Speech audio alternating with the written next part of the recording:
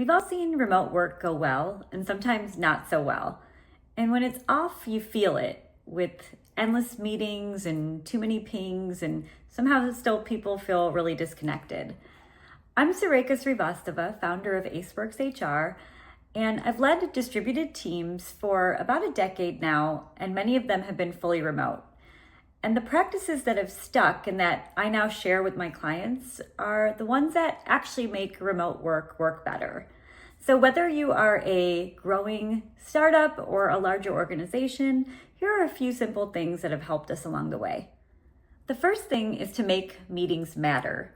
So usually when you're busy, meetings are the first thing to get cut, right? But that's when you oftentimes need them the most. And so for my teams, two things were sacred: our weekly team meeting and our one-on-ones. And sometimes they got shortened, but they rarely ever got canceled. Those meetings helped the team build consistency and trust and gave us a chance to celebrate wins or catch issues early.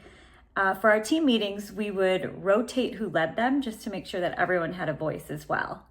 The second point is to build connection into the day. So it didn't just happen on its own. We had to build it in.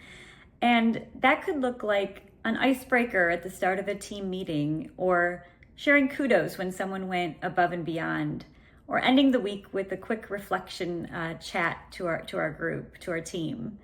We also had a few people that would kind of rotate through and plan virtual activities for the team. Things like a quick game or an optional meditation to come together and just kind of reflect as a group. When we could, we would get together in person. We try to do it at least once a year for a team offsite.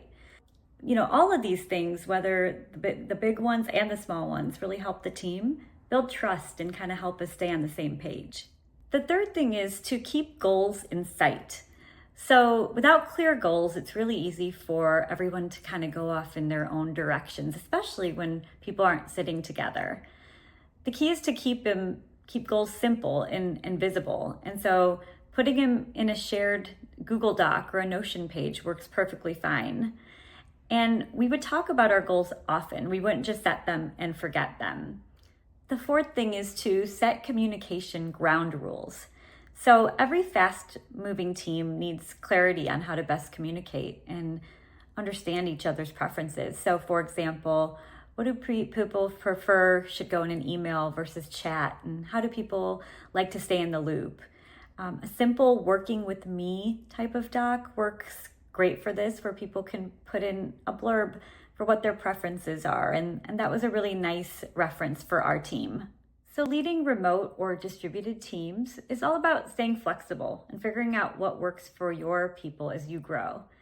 But small, consistent practices like these can go a long way. So if you'd like to ever chat about what might work best for your team as you grow, feel free to reach out to me at any time through aceworkshr.com.